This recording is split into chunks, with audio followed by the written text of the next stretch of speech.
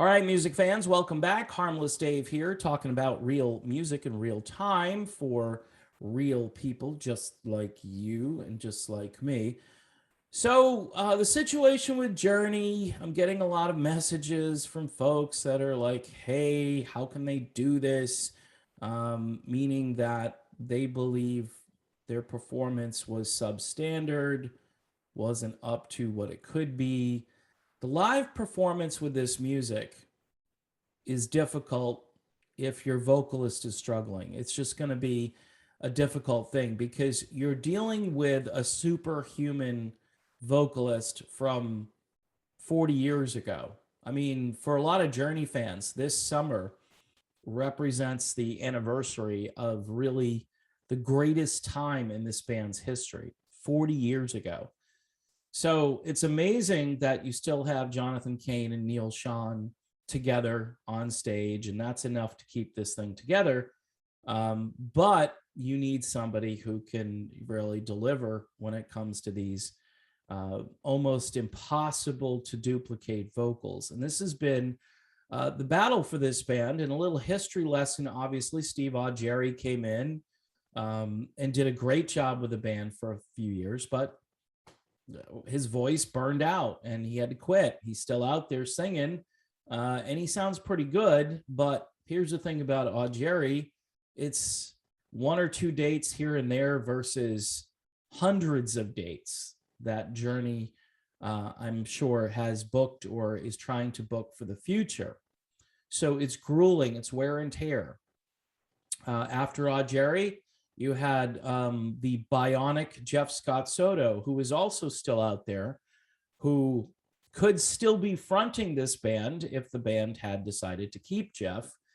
Jeff wasn't in their traditional mold of tenor vocalist, but Jeff brought something that so far no one else has been able to bring to the table, and that is sort of this rugged, durable, I can sing anything, just throw it in front of me.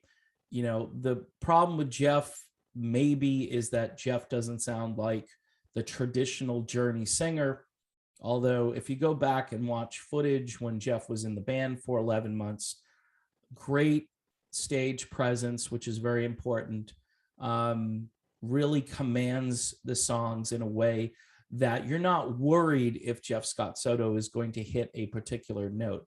The Trans-Siberian Orchestra would not hire a guy like Jeff Scott Soto if they were worried about Jeff being able to sing. All right, Jeff is a great singer, and he could be the lead vocalist of this band. Obviously, they decided to go in a different direction, and I think that paid off for a few years. But again, the same pattern where the singer comes in. And kudos to Arnel. I mean, he's been with this for 14 years, right? Not continuously because the band takes breaks, but he's the longest vocalist, you know, as far as duration that the band has ever had. And he still sounds pretty good. But the problem is these are difficult songs like Separate Ways and Don't Stop Believin' and Who's Crying Now. They all require just a certain finesse and the proper phrasing and the proper breathing and the proper timing and all of these things, in addition to the fact that people drive down the road and they hear these songs every day sung by the one and only Steve Perry in his prime. Here's why Journey probably won't switch vocalists again or hire a vocalist, at least this time around. They got Dean Castronova back in the band. They got Jason Derlotka in there. Those two guys can step in at any moment and be of assistance to this situation. And I would guess that Dean is probably going to get more and more stuff to do as time goes on. We shall see. Image is a big thing, and they just recorded an album with Arnel. Those are all of Arnel's vocals, unless Jason Derlotka sung a track. So I'm thinking, you know, you've got this album. A lot of people aren't going to care about the album thus far. there's been a very limited interest in new music by Journey or any older band for that matter. So it's an ongoing battle for older groups. Neil Shawn, he wants to make music. I don't blame him. It's cool that he wants to make music. But the band has an image. They've invested in Arnel, and a lot of people are disappointed. They're thinking, oh, well, they could do this again. And yeah, they could do it again. They could switch vocalists again. Arnel, the last couple of years, almost sounds like he just wants someone else. He wants Steve Perry. If Steve Perry ever came back, he would step aside. I think that's also rooted in the fact that Arnel knows this is getting more difficult to do as time goes on. And it's just a really difficult catalog to sing night after night. And I've said this in other videos before. But again, people are asking me, and I'm trying to, put out an answer as to what I think will happen. Quite honestly, for the time being, unless Neil Shawn and Jonathan Kane get together and say, look, we've got to do something about this, or maybe they're not hearing what we're hearing. My guess is that they're probably on top of this, and they understand moving forward that it's going to be a tough go, especially for people that are paying attention, that aren't drinking too much beer, who want to go and see a great concert. And it's got to be of a certain quality if you're going to pull this off, and you're going to, make the fans think, okay, I spent this much money and it was worth it. All right. Now, let me be clear before I wrap this up. Nobody is bashing Arnel Pineda as a person. All right.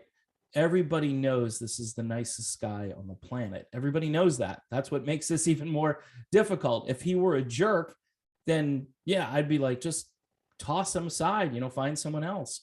But he's one of the nicest people in the business. Everybody I've spoken to who knows him says, the greatest things. And plus, he's this rags to riches story.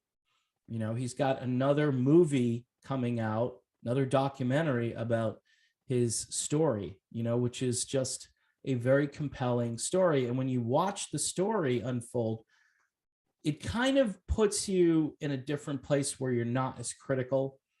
But if you really care about this music surviving and hearing these songs the way they originally were recorded and crafted, then you kind of need somebody who can deliver on that and keep that legacy alive. I mean, after that, it's just, this opens up a lane for some really good tribute bands out there, like Bon Journey. You want to pay attention to those guys. And then my friends from Northeast Ohio, Escape. And then there's another band called Resurrection that's really good. And you might get more money or more value for your money if you go see one of those shows, but you're not seeing Neil Shawn, and you're not seeing Jonathan Kane. And for a lot of people, that's kind of a deal breaker. I want to see Neil Shawn play guitar, and it's important. It really is. But you want to surround yourself with the best people. And I think, bringing Dean Castronovo back in, bringing Marco Mendoza in for what happened last weekend, smart move. To bring Dean in, I think was really smart, and Jason Derlotka, really smart. We'll see what happens, folks. My guess is, at least for this go around for Journey, things will probably remain the way they are. And I know that'll disappoint a lot of people, but that's business. It's reality and image and all that marketing stuff. And they just recorded an album. So that's my take on the situation with Journey. And I will be chiming in more on this as I get more questions and people just want to know more. And that's my take. All right. Thanks for watching. Don't forget to subscribe to the channel and support me on Patreon if you can. It's just $1 a month. It'll be helpful for me, and you'll be happy to keep this channel from, suffering the wrath of the algorithm, which happens from time to time. All right. See you soon.